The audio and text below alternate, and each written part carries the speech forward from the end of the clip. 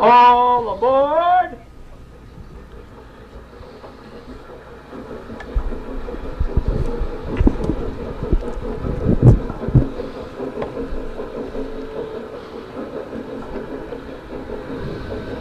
Next stop, Chicago Junction.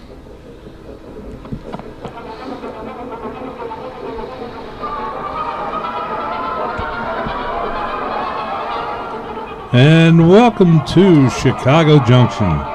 The radio program is everything about the amazing world of railroading and the many facets of the industry and model railroading itself.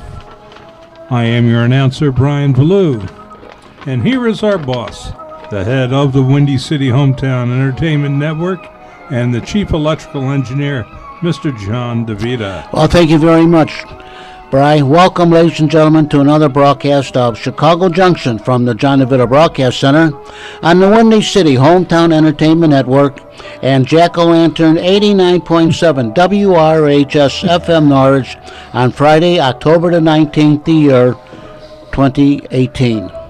Today, the panel will be talking about railroads and model railroads. And now to start today's broadcast, here is our announcer, Mr. Brian. Thank you, John. And now, to help push things along, I'll be sitting in for our absent normal ringleader. Abnormal. Or Abby Normal. Mr. Jack Red Ryan, who we always wish, still wish him good health. Gentlemen, just to let you know that Jack is going to be going into the hospital on Halloween, October the 31st, for a hip replacement. Are they finally dragging him into the back shop for a rebuild? Yeah, so he's going to have a hip replacement on Halloween, October the 31st. I thought you were going to say an exorcism. Okay, well then, good luck to you, John. And we've got news to start off our show. We ended it with a request, wonder if we were going to get the Railroad History Month proclamated. And, we were left with the question. And then the next day happened. Yeah, right. Well, you want to do introductions first? Oh, heck no. They know us. Oh, yeah. Well, hi. I'm Dave DeRuska.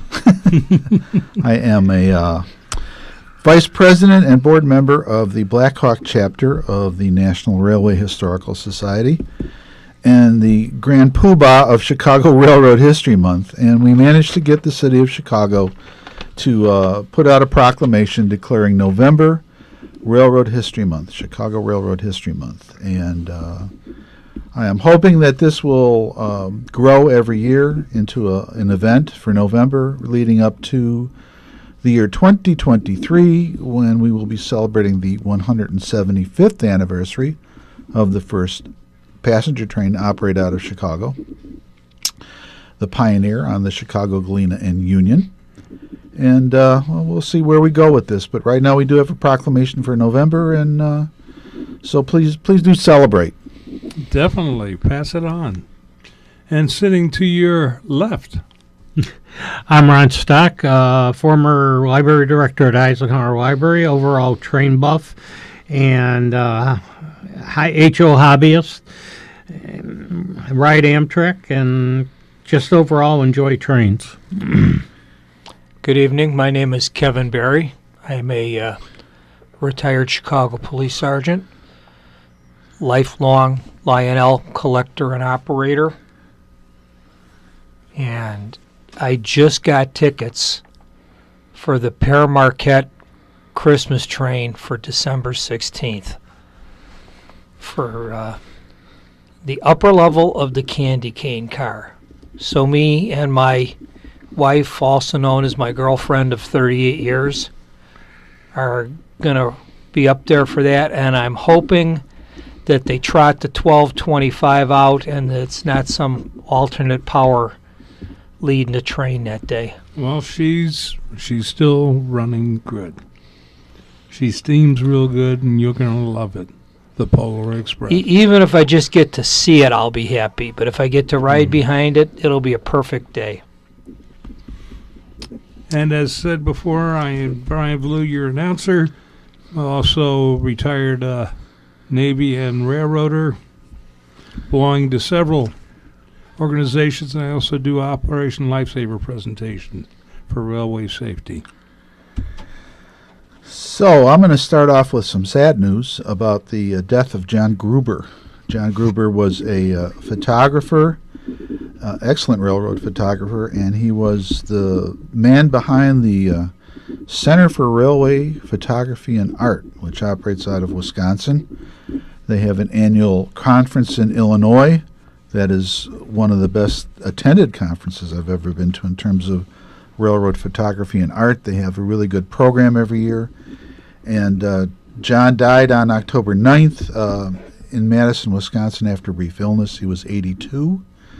And he's a well-respected member of the rail photography community.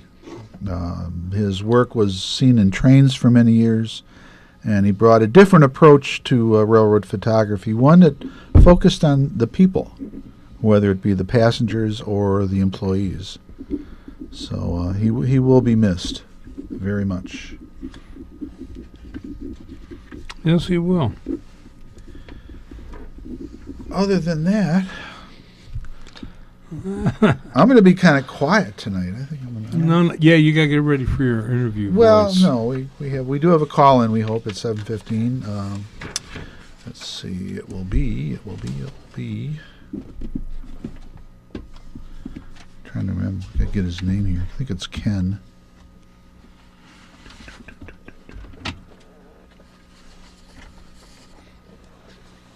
While you're looking for that, I've got a couple of things that came across the computer from the 20th Century Railroad Club.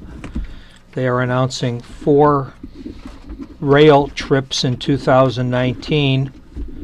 They include the best of Switzerland by rail, Quebec to the Maritimes featuring Via's Rail Ocean, the Beauty of America's West featuring Lake Tahoe, and Alaska, the Great Land.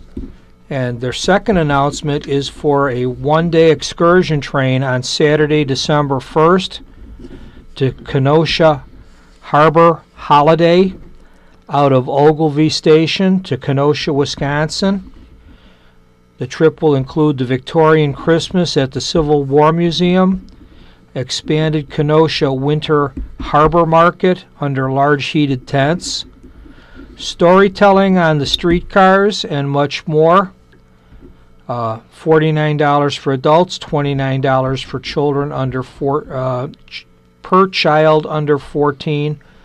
2 years old and under are free. Both trips can be found on their website, which is www.20thcentury.org. $49 for a one-day train hop, even if it's on, Amtrak equipment, isn't bad. Well, you'll be on Metro equipment. Okay, Metro equipment. Either way, it's still not bad for a one-day trip. Oh, yeah, with everything you're getting with it. And Kenosha does have the street cars. Yes, they do. So that's like a twofer. Not too many Chicagoans can turn down a twofer. That's like double dipping, but it's on the square. But yeah, it's well, this is the time of year. There's a lot of events going on that you're talking about. Well, we got Halloween coming up. So if you go out to IRM, you can ride the trolleys out there. Going out to the pumpkin patch, looking for the great pumpkin at IRM, or you can go to the Heston Steam Museum. They started running last weekend. They do it for 3 weekends, running the Erie Express around the 2.5 mile loop with ghosts and everything, and get some good old apple cider and other goodies. Don't mention pumpkins. I made the mistake of volunteering or responding to a request for the Boy Scouts to help out. There were 2,700 pumpkins in that trailer. That's more honest work than I've done since I retired. Good. You could have delivered them up to the garden. Especially next week, they're starting. They're going to be loading out this weekend, and all next week, getting ready for the night of. They got 5 nights now of Night of 1,000 Jack-o'-lanterns at the Chicago Botanic Gardens, and it's all set up on a wonderful tour. If you haven't seen it, I mean, they have master pumpkin carvers there that do a group of them together to do it in sections. Like last year, they had the solar system. Then they had monster thriller movie directors. Then the old-fashioned Universal monsters. Then the new monsters. You know, even somebody tried to do the Blob. The Blob. They did the mash. They did the Monster Mash. The Monster Mash. It was a graveyard smash. But Happy Halloween, Dracula and his Chicago son. Junction. That's right, Chicago, the Great Horror Express. One of the great movies was Jamie Lee Curtis. Oh God, The Terror Train. Ben Johnson was in that one. He played the conductor. And it was a movie role actually with, I think, the first movie that showed David Copperfield was acting in it. Did he make the whole train disappear? No, but there was somebody on board that was trying to. Oh. It was funny because they used one of the Canadian Pacific locomotives, the CP Pacifics, that they had like in West Virginia. And so every time he walked through the baggage car and he'd go into the locomotive, you'd see him going in the door of the all-weather cab. Hey, I think your calling guest has arrived. Yes, I believe he is. But yeah, Terror Train, get it if you want. I just picked up Hotel Transylvania 3, and it is probably the funniest of the 3 movies.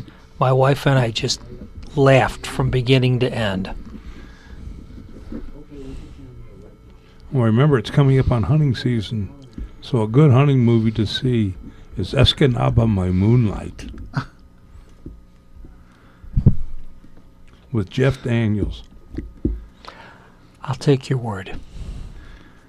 What's happening there, Chief Engineer? Do we have a caller in? Go ahead. Go ahead, talk to him. Okay, welcome. Hello? Hello, Hey, hi. this is Ken Jaglinski from TrainFest. Yeah, hi, Ken. How are you? Good, this is Dave DeRuska. Nice to talk to you, Dave. Yeah, we seem to be in a echo chamber here today. So, tell us all about TrainFest. Well, TrainFest is second weekend in November each year. This is our 47th year. And the dates are November 10th and 11th from 9 to 5, unless you buy a Prime Access Pass, which will get you in at 8 o'clock on Saturday. TrainFest is produced at the Wisconsin State Fair Park Expo Center, and that's over 200,000 square feet of nothing but train-related exhibitors. We have 70-plus manufacturers, 50, 60 layouts, 35 vendors, other displays and historical societies. And we specialize in everything from the modeler all the way down to a family fun event. We have special functions for kids, and there's trains you can ride, there's trains you can run, there's clinics. We have over 52 clinics for the modelers. So it's a big operation. I also see I've got the fact sheet here, and it says that 10 historical groups prepared to share knowledge, images, and references on railroad industry. What's that about? Well, we have Chicago Northwestern Historical, Burlington, Sioux Line, Green Bay and Western. Who else? Burlington. There's a couple others. We also have the SS Milwaukee Historical Society, which is one of the old car ferries. So those societies have literature, members that are at the show. You can join. If you come, you can join any of those societies if that's what you're interested in.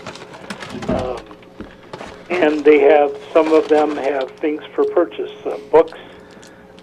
Some have cars, collectible HO scale, N scale cars. So, you know, if model railroading is your thing, there's something for everyone.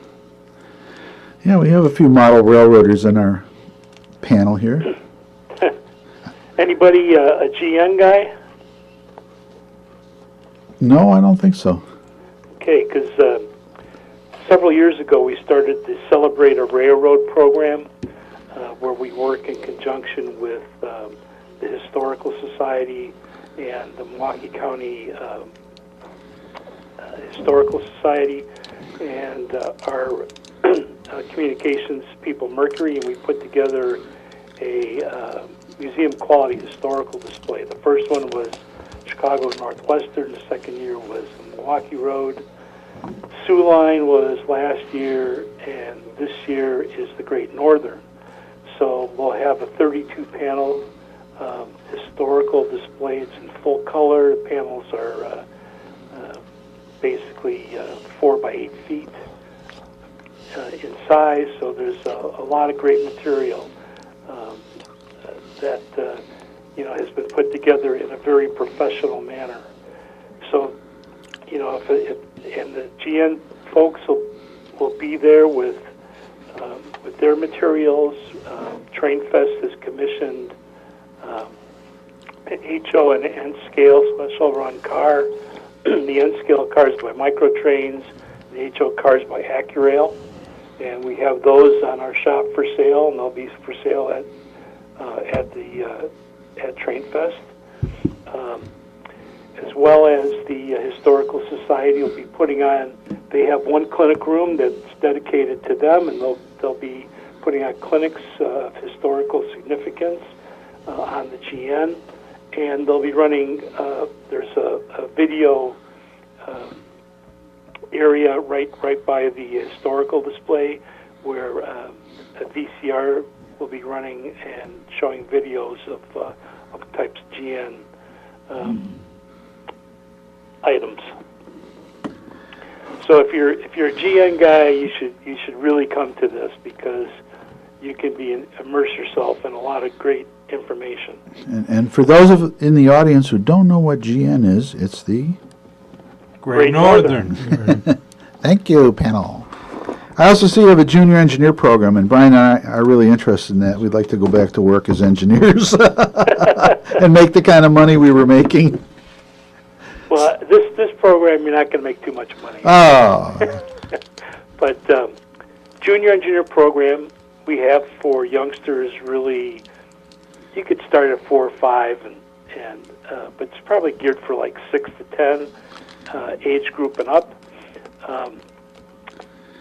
We have 4 different levels of junior engineer, and each level is more complicated and specific about items on railroads, or how railroads operated, or how equipment operated, or how locomotives and steam engines were serviced. So as part of the program, we have about half of the layouts that are there will allow the public to operate trains on their layout through this program. So when a child or an adult kid wants to step up and register they would come to the junior engineer booth. If they're brand new, they'd start at level 1. People who have been level 1 this year can do level 2 or level 3.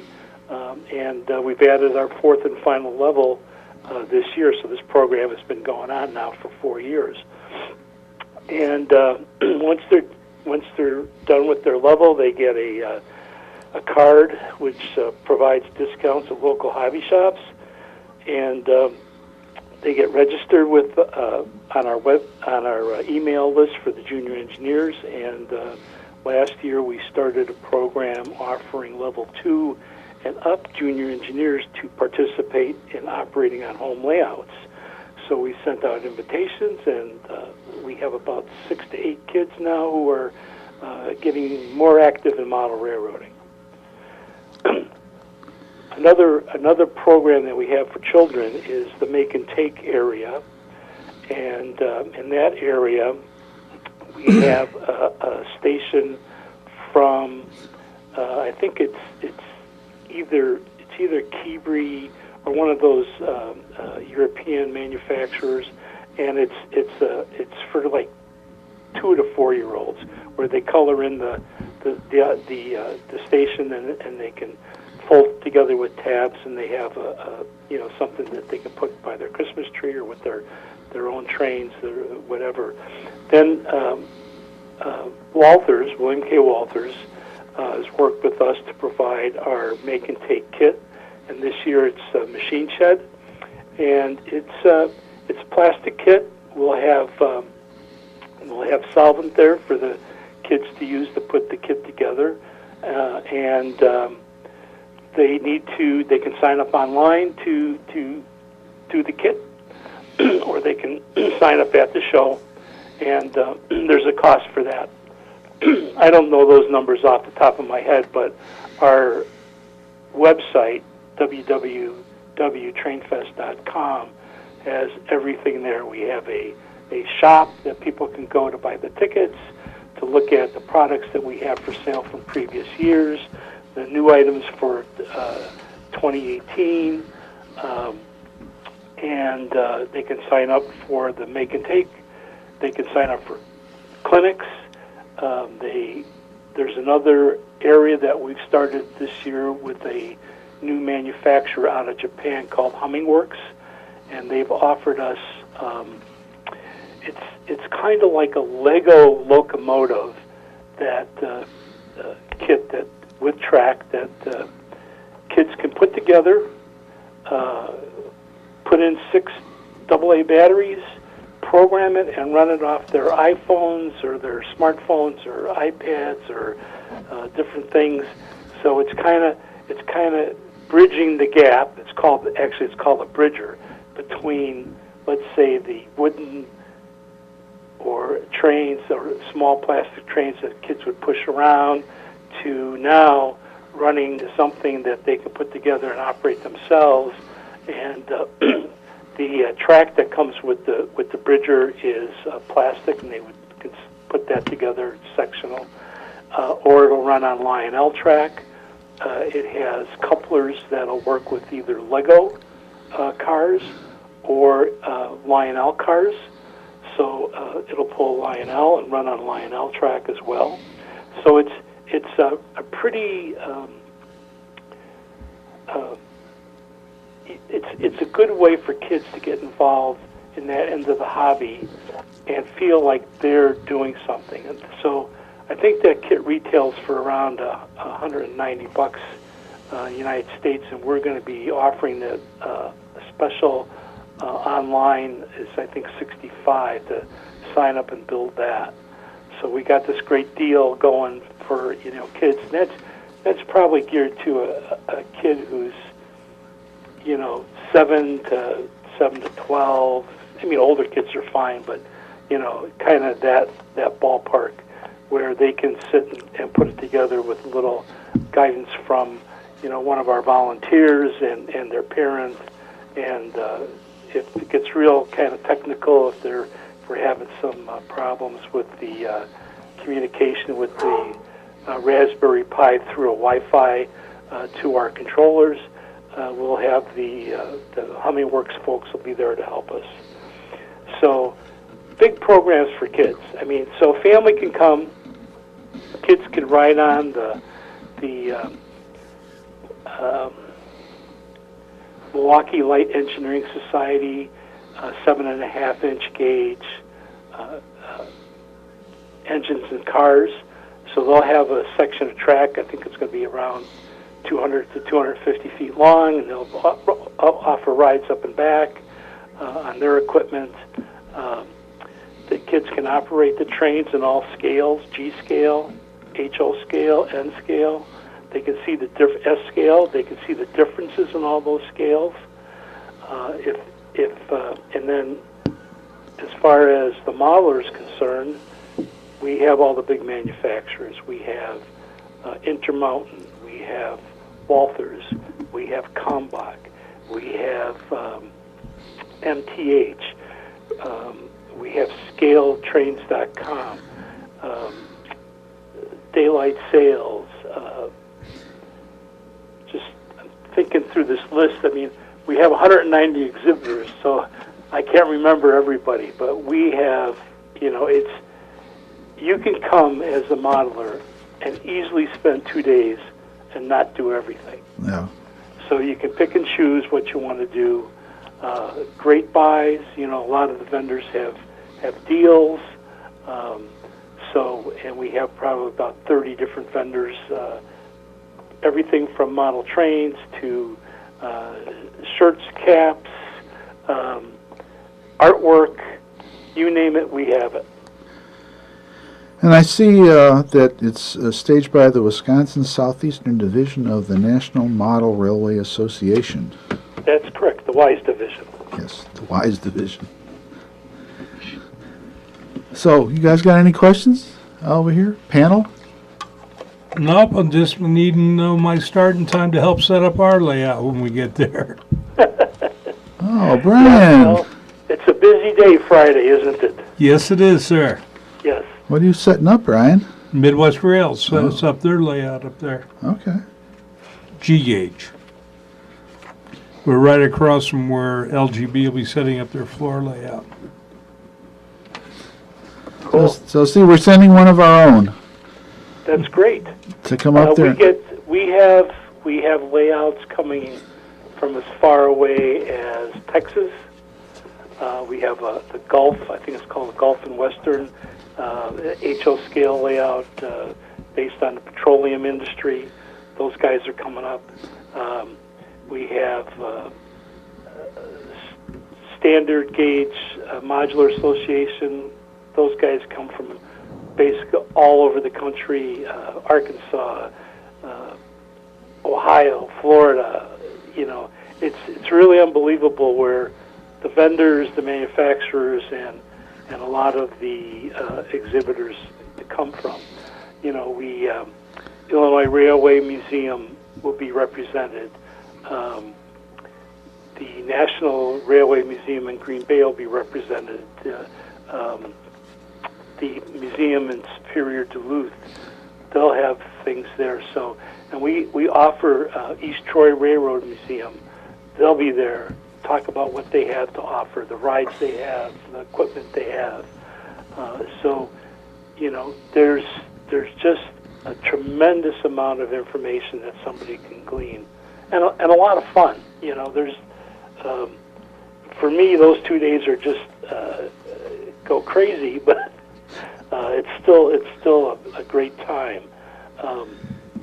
Other things that kids can do is we have two Lego layouts. The Whistler group comes. That's Wisconsin Lego Group.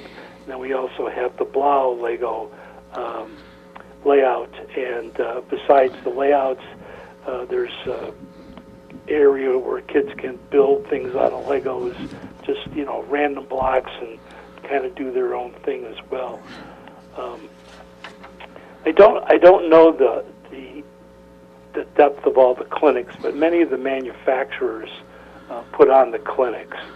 So you can learn about new products. There's techniques on scenery. There's historical clinics. We have the main floor is like 200,000 square feet. Above the north entrance is where they have 4 meeting rooms, and that's where the clinics are conducted. And those clinic rooms can hold about 60 to 70 people. I know we've had hands-on airbrushing clinics in the past. I don't know if we have any this year or not. But like I said, everything is listed on our website. You can go there, you can see the clinics, you can sign up right then and there. You can buy your tickets. It's less expensive to buy your tickets in advance and online than it is at the door. We have separate entrances. We have on Saturday, now this new year we have this prime access ticket, so there's this group that can come in the show at 8 o'clock, but the main show opens at 9. So people who have advanced tickets will be funneled right in. People who don't have tickets are going to have to stand in line at the ticket windows, and sometimes that could be 15, 20, 30 minutes waiting in line, to purchase your tickets through the state fair. So I recommend that folks buy their stuff online, walk in, drop their ticket in the box, and go into the show. Okay. So any other questions, fellas? No, not really. Again, to find out more information on it, they can go to the website, correct? Yes. www.trainfest.com. That's correct. Well, thank you very much, Ken. I will probably see you there. Well, I'll have on a green shirt, and I'll be running around like crazy, so just flag me down. Say who you are. I will. We'll meet. Yes, we will. And I'll be looking forward to seeing you on that Friday when they don't have me that busy. Yeah, exactly. Well, best of luck with your event. Well, thank you very much. We're expecting somewhere between 17 and 22,000 people, so a lot of folks. That's a good average. And the weather is supposed to be decent up there this weekend, too, I understand. Yeah, but Well, unfortunately in 3 weeks. It's a couple weekends from now. Yeah, I November thought it 10th, was- November 11th. I thought it was this weekend. No, it's 8th and, was it 9th and 10th? Let me double check. 10th and 11th. 10th and 11th Yeah. of November. We generally have good weather. We've had a little snow in the past, but nothing big. And sometimes you might get some rain. But generally this time of the year, it's a little on the cooler side, maybe high 50s. But then it's dry. We got great roads to get to the Expo Center. The 94 goes right by it, has exits right there. There's tons of parking. So it really works. We're the largest operating train show in the United States. We draw, I would say probably Timonium out east is the biggest. They have like 6 or 7 buildings on the fairgrounds. We're kind of locked into the Expo Center because that's all we can get.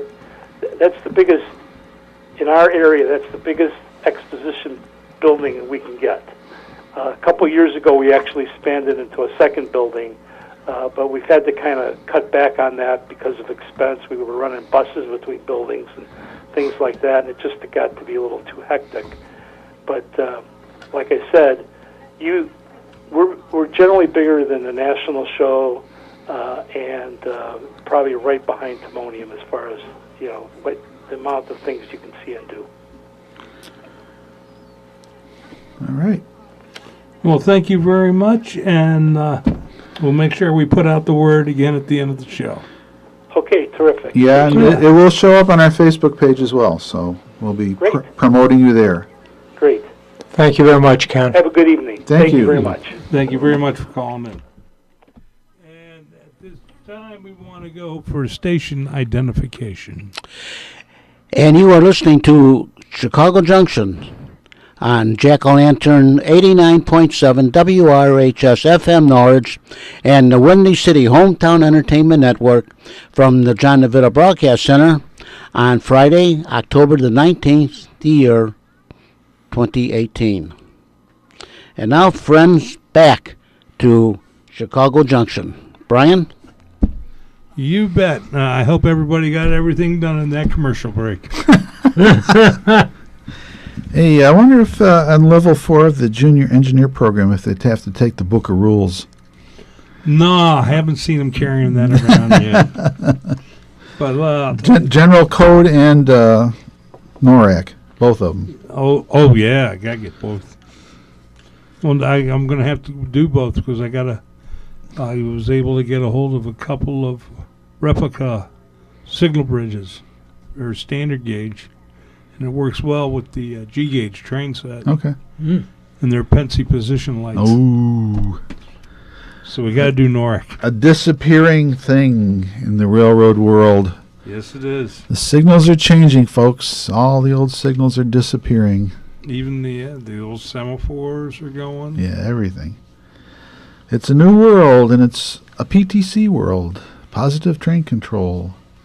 But they still haven't gotten rid of the highball in New Hampshire. What, the one you That's still there. run it up the pole, huh? Yep, they still have it. They said on the news the other night that the Rock Island division of Metra is going over to PTC, and they're going to have to rework all the schedules because it takes longer to go from station to station with PTC. Yeah, the turnaround, when they get to the eventual destination and they have to turn around the train, the crew has to reset the computer for positive train control, number of cars, et cetera, et cetera. They have to perform a brake test, so it takes time. They're averaging on the outbound flips at Joliet, they're figuring 6 minutes. On the inbound flips at LaSalle Street Station, they're figuring 10 minutes. So they did put out a proposed schedule with the changes. It was I saw that on the Railway Age website. They had a link to that. They've already talked about that with the BNSF. Right. Out at Aurora. Right. People are moaning and groaning. And it's going to be with the UP also, because they're getting. They had actually a nice working train stop system, and that was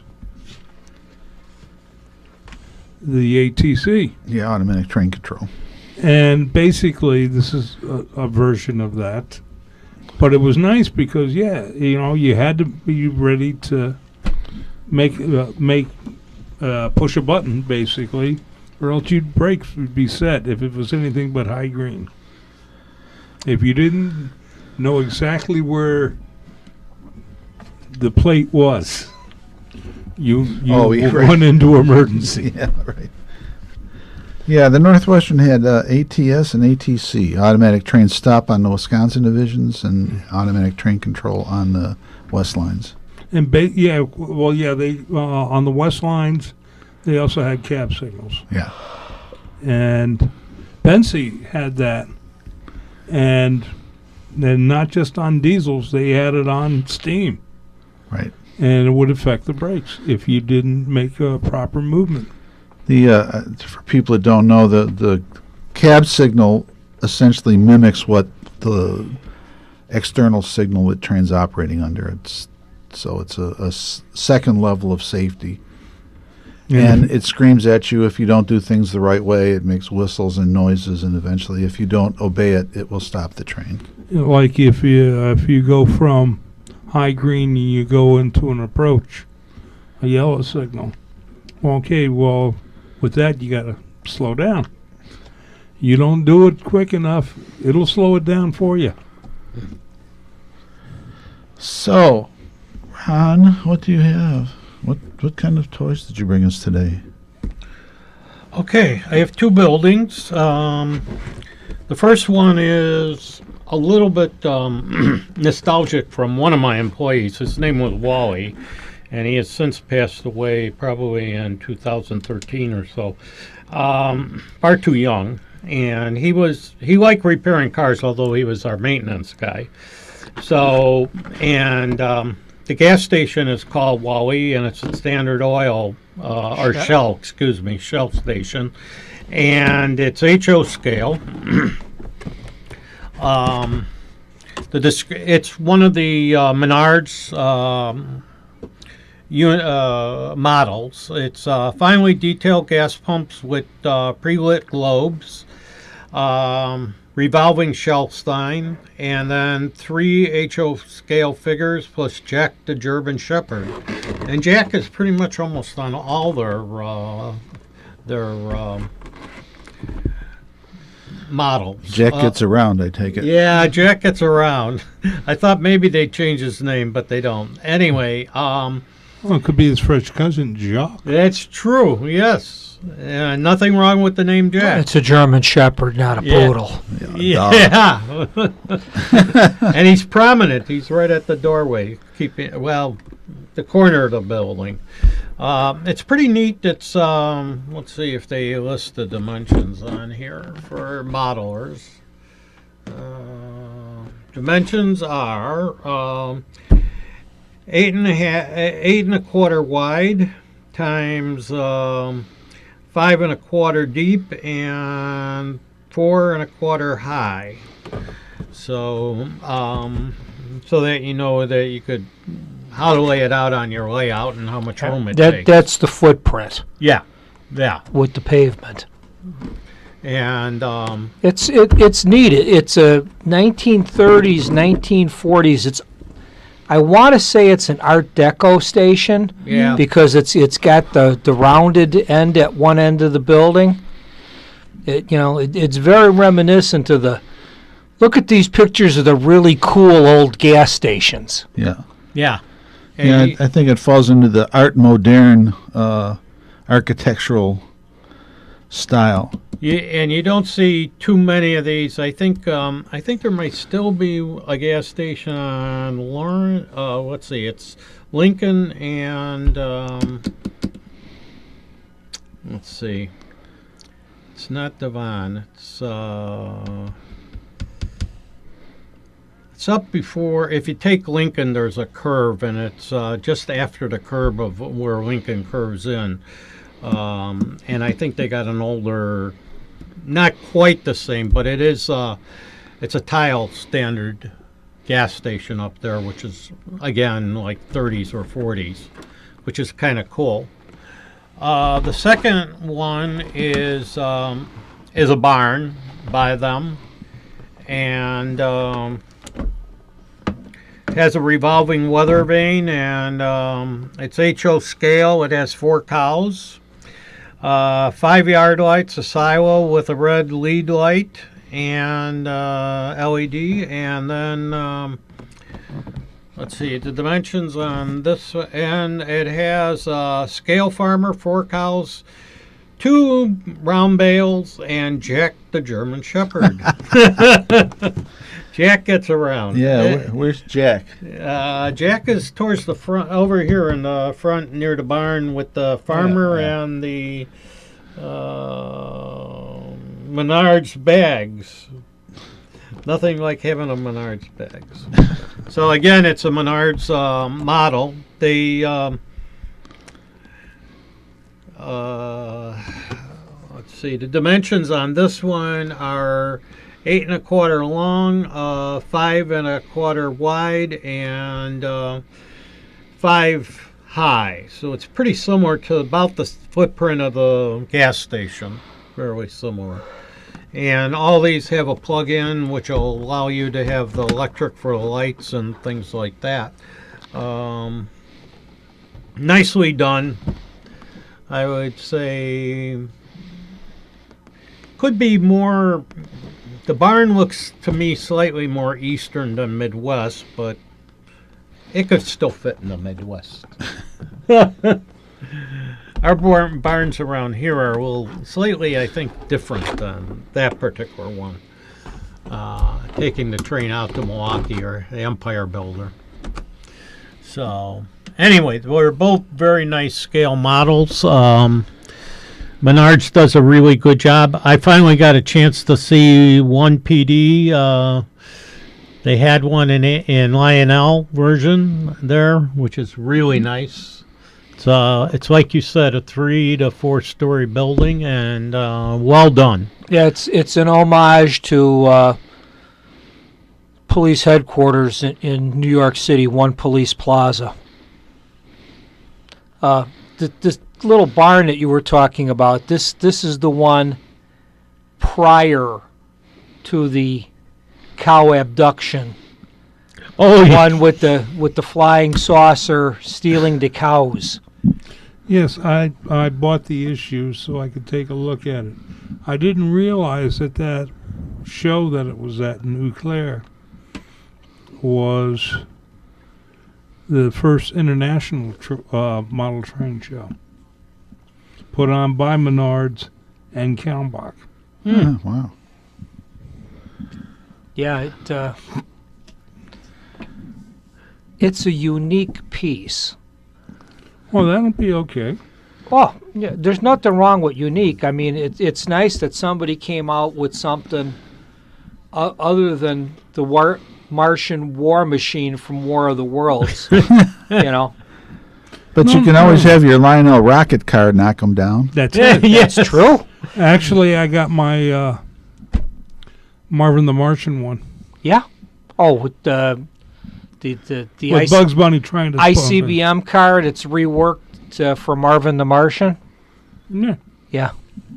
They actually had one on display, lit up and running with the farmers tugging the cow, trying to bring them back, and the flying saucers trying to bring them in. Oh, Yeah. I'm definitely ordering one of those. Yeah, those are cool. I have to admit, I was enjoying. Well, that I've got one. the 3 Lionel Area 51 set, so Okay. Ooh, cool. A couple of months back, I was able to locate a 1969 Cadillac hearse. So, the Cadillac hearse is now in the line of cars to go into the drive-in out at the train club. Even the mortician takes in a movie at the drive-in. geez, I'd paint it white, put, Ghostbusters. that's right, Oh, I've you're got- talking I've got- G1. I've got a Ecto 1. You got Ecto 1? Yeah, I actually the one I have, I got from Diecast Direct after I saw it out at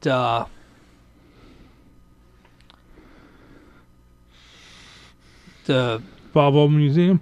Horribles, and the guy at Horribles wanted, I think he wanted $90 for it, and I got it from Diecast Direct for like $29 or $39. Yeah. And, and it's the Ecto 1 from the original Ghostbusters, not the Ecto 1 from Ghostbusters Answer the Call, which is the one with the ladies taking over. The new one, yeah. Yeah. Because it's pink. It starts out black and red, and then it gets repainted. Yes. I saw that movie this week, and the special effects was okay, but it just wasn't as good as the original. You have to go with an open mind. I try to have an open mind.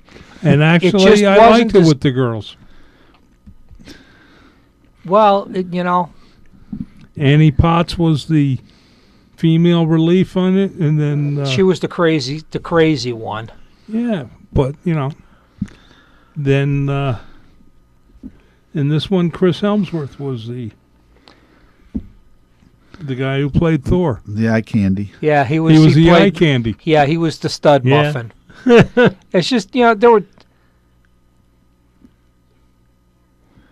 Those gals did it good. They actually did it justice to. They did a The good guys. job. It just wasn't. A remake is rarely as good as the original. But see, you going in with it depends upon your mind. I think the remake of Silver Streak was a little bit better than the original. There was a remake. You had the Silver Streak of 1935, Oh, yeah. Okay. No. and then you have the one of You're 1975. going 1935. That's even before I was born. Somewhat. before I was born. Gene Wilder did not appear in the original. No, I wouldn't think so. He wasn't thought of. In I the don't original think the original was quite designed to be as humorous as the remake. remake. Yeah, it was a little more serious. Then you sit there and try to pick out the things there, like the station that they were going into. You see it in Canada, where it was filmed, and then you see the stock footage of them going into the Chicago terminal, because you see the streetcar going over, or the L car going overhead. Oh, thank you for reminding me. Chicagoland Hobbies put out an email. They have taken delivery of the MTH 6000 series CTA L cars, and they said they got 2 pallets of them. Most of them were to order, but they do have a few sets available for sale. And for those of us who are old enough to remember the 6000 cars, they were the white or the cream over the medium green, and they had no air conditioning. The heaters were more of I hope the heater is working than keeping the car warm in winter. But it was still better than the bus. And they used the sides of PCCs for the cars. They were what we affectionately referred to back when I was going to college as the Rancid Trap-It.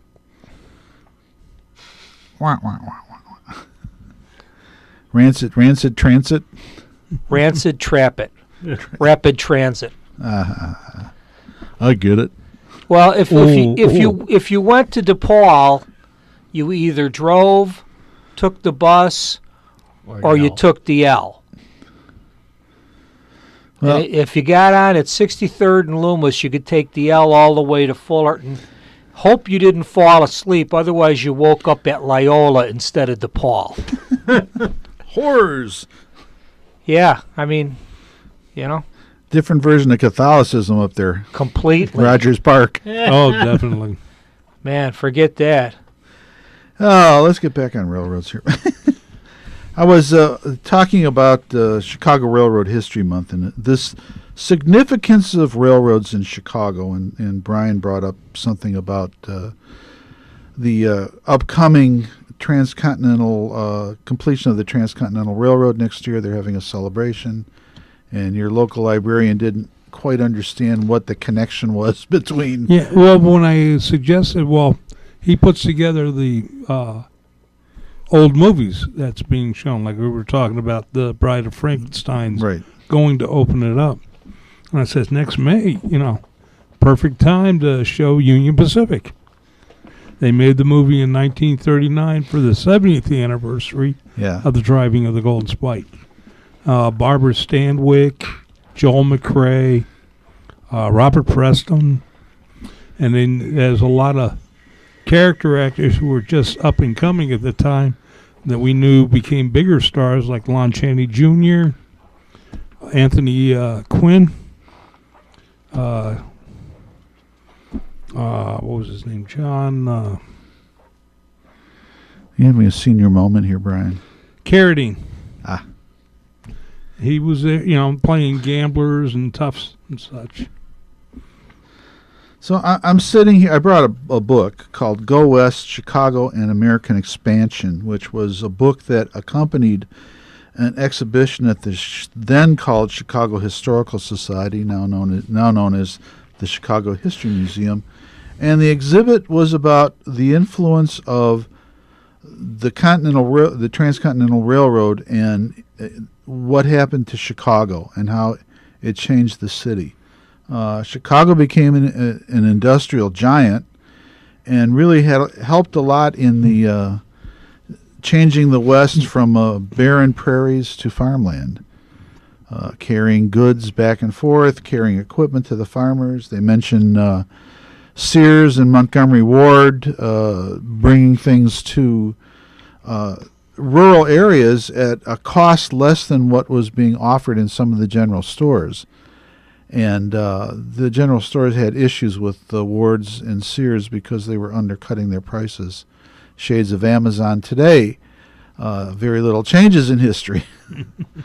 But the exhibit was in 1999, and I wish I would have seen it. But fascinating look at how the railroads changed the West and how Chicago was instrumental in those changes. So, I'm doing Chicago History Month, and there's a lot of history there with the railroads and how they influenced Chicago for better and for worse in many cases. That's right. So, that's my 2 cents. What's going on in the steam locomotive world, Brian? You got any news from anybody? Well, let's see. Actually, yeah, I do. If I can find the sheet. Oh boy, here we go. Yeah, it's one of those things. I had it. Yeah, Yeah, and then everybody goes. We have the 18-inch rule in our house that it was 18 inches from the last time you saw it. It works. It's infallible, believe me. That is true. Well, it can't have gone very far. So, would somebody like to dance while Brian's What's looking? going on with the big boy? The big feller. It's being put together. Cool. Yes, they're finding tab A and looking for tab C. Still And shooting. slot D. Still shooting for on the rail by June. Or in operation by June. If they're going by operation by June, they're going to miss the celebration. When's the celebration? May 10th. May 10th. Ooh. That's right. Well, maybe they'll tow it out there. Did you find it? Did you find it? Oh, I found a lot of things. Okay. Okay, well, 1309. CNO 1309 that's been, was going to the Western Maryland Scenic Railway. Yes. Well, the guy that's running it now, I still don't understand him because he's been fighting it tooth and nail and said this, she wouldn't want this engine, blah, blah, blah, blah, blah, blah. Was this somebody within the group itself? Anyway, they've got they actually lit off the boiler, did a test with it.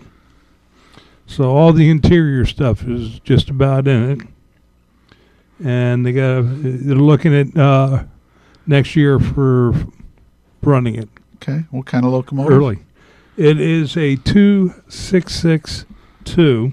Ooh. It was the last domestic steam locomotive built by the Baldwin Locomotive Works. All the rest of it was going overseas.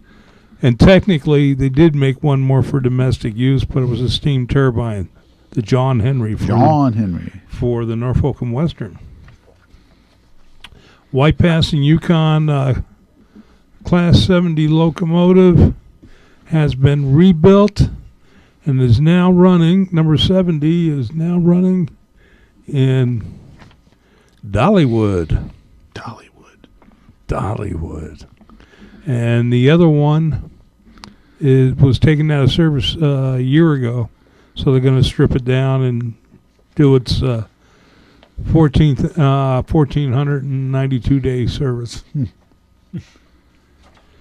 Bad news in Colorado. Oh, no. Well, they had that nice fire. Yeah, right. Yeah, the 416 fire. And what ended up with it is the town, several people in town, are filing a lawsuit against in LaPlatte County District Court on behalf of more than a dozen businesses and homeowners who seek unspecified damage against the train company and its primary owner, Al Harper. We know that the train is beloved in Durango. These are millennials. Yeah. We know it is beloved in Silverton. It is not our intent to put them out of business. However, we believe the management of the train should be held accountable for the damages they caused, which could have easily been avoided had they acted sensibly. Plaintiff attorney Bobby Duthie of Durango wrote in an email to the Denver Post, the 416 fire started June 1st near the trains and narrow gauge tracks north of Durango. It grew to more than 50,000 acres inside. Duthie says while he loves the train company, he decided to take legal action because it carelessly ran a coal-fired steam train in an extreme drought despite starting numerous previous fires. As a result of the fire, Durango residents have suffered severe property damage and many were forced to evacuate their homes. Property values have significantly and negatively been impacted. Oh, no. And oh, yes. And many Durango Silverton businesses were forced to either close or they suffered huge losses in business and profits, Duthie said. W was moved to act so his fellow plaintiff and San Juan County citizens and businesses can recover the losses from the responsible parties. In other words, railroad's going to go out of business. Right. But they love it. But they love It's it. beloved. But what they're also doing now is they were buying some diesel switchers, Right. narrow gauge 44 tonners, which can only pull a car or two up the grade. And, you know, they'll put a string of them together and then mule them. Yeah. Or they're buying 2 new locomotives, Yeah. 2,000 horsepower. They're building brand new narrow gauge locomotive. Who's building them? It didn't say. But the initials do not say EMD or GE. I wouldn't think so. No, but there are small locomotive manufacturers in this country. Well, there is, because one of the small locomotive manufacturers is now making streetcars. Like they did for Milwaukee. And for, who else? There was one other one that did this. They did Cincinnati. They didn't build the ones with Brookville. for Seattle that were too big for the tracks. That's correct. Yeah, that was Brookville. You know, the other could have been Plymouth. Yeah. So. Oh, are we out of time here? I believe we're coming to the end of the line. Yeah, I see the bumping post coming up. Yes. Set some air. We got some air. Well, no, we. Yeah, right. I've been on duty 12 hours and I'm falling asleep. Can't understand why. Oh, so. Gentlemen. Kevin's shaking his head over there. Oh, he is. Yes, he is. No, there's a joke I could tell, but seeing as this is going to go out over broadcast, I can't tell it. Oh. Well, then why bring it up? I'll tell you as soon as we go off the air. Or you can stage whisper it while we're going off the air. Okay, well now, in that case, from all of us, have a happy Halloween and happy rails to you.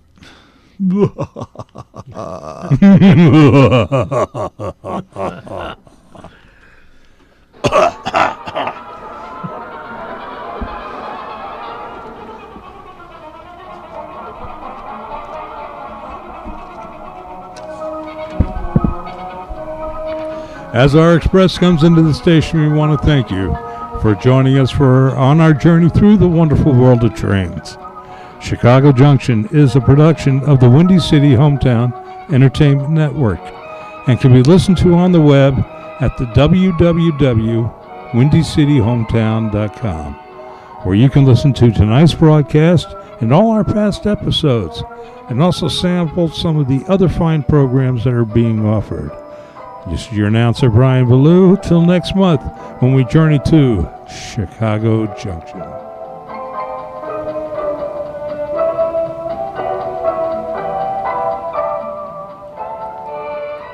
You have been listening to Chicago Junction on Jack-O-Lantern 89.7 WRHS FM Norwich and the Windy City Hometown Entertainment Network from the John DeVita Broadcast Center on Friday, October the 19th, the year 2018.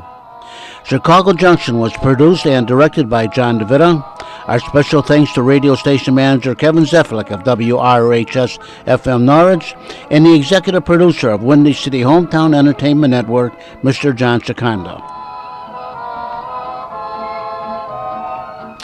This broadcast was pre-recorded on Wednesday, October the 17th, the year 2018. Until next time, friends, be safe, and thanks for listening.